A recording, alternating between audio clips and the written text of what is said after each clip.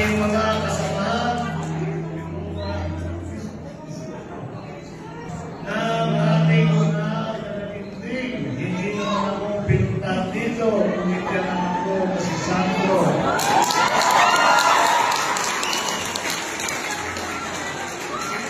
Congressman from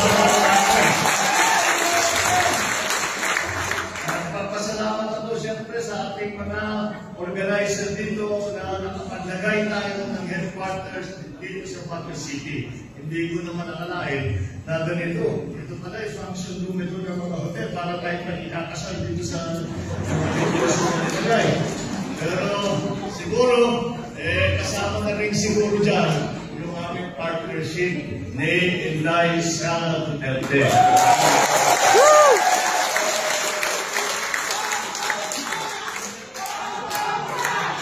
Matagal ko na pinaplano na dalhin. Sabi ko kay Inday Sara, sabi ko kailangan mo akong samahan.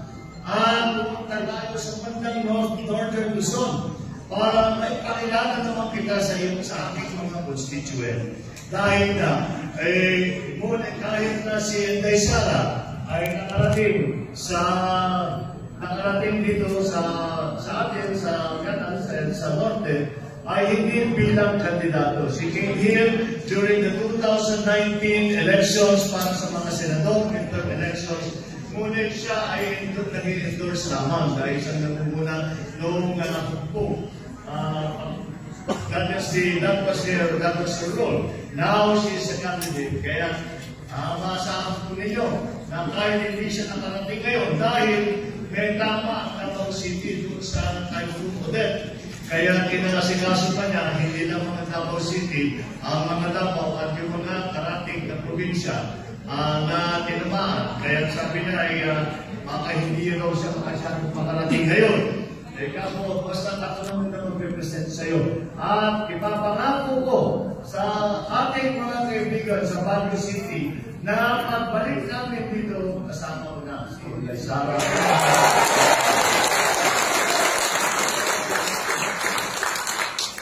Matutuwa kayo pagka inyong nakilala at lagi kong sinasabi na ako na ang pinakamapala sa lahat ng presidential candidate.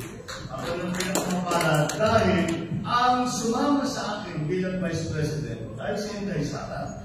Sa aking palagay, ay siya yung pinakamahusay, pinakasanay, pinakamatalino pa sa lahat ng iba't ibang Vice Presidential candidate. Kaya nakita naman ninyo, naging napakatibay ang aming pagsasama, naglalabasan ang mga selfie, mukha namang tanggap ang mensahe namin ni Inday Sara sa lahat ng ating mga kababayan Pilipino.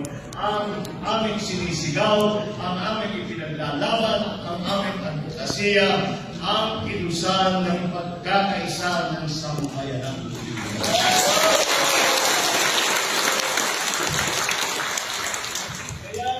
Pagpunta rito at pagpahayag ng itong suporta sa atin ay hindi lamang suporta sa dalawang kandidato, hindi lamang para sa presidential candidate, para sa kambalan ng Marcos Duterte, kung hindi ang suporta ninyo sa ating hangarin, ang ating layunin na ipagbuklod-buklod natin ang sambayan ng Pilipino para maharap natin lahat ng magiging problema na ngayon ay hinahanap ng Pilipinas.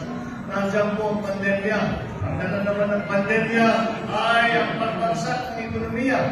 At maraming namawala. Kaya kung natin ang sinasakang ang simulan natin ay yung araw na ito. Imarka ninyo sa inyong mga kalendaryo itong araw na ito dahil dito sa araw na ito nagsimula ang kilusan ng pagkakaisa dito sa Baguio City na ipapatuloy natin. Ang tagumpay na aking pinag-uusapan ay hindi tagumpay lamang sa darating na halalan. Ang pinag-uusapan ng tagumpay ng aking kilusan ng pagkakaisa at makikita natin ay nagsasama-sama ang ating mga kababayan na tutulungan. Kapit busy ang bawat Pilipino para pagandahin ang buhay ng ating mga kapwa Pilipino na kahit papano makapalik sa trabaho, makapera ulit sa bulsa, mapakain ang kanilang pamilya, makapag-aral ng kanilang anak.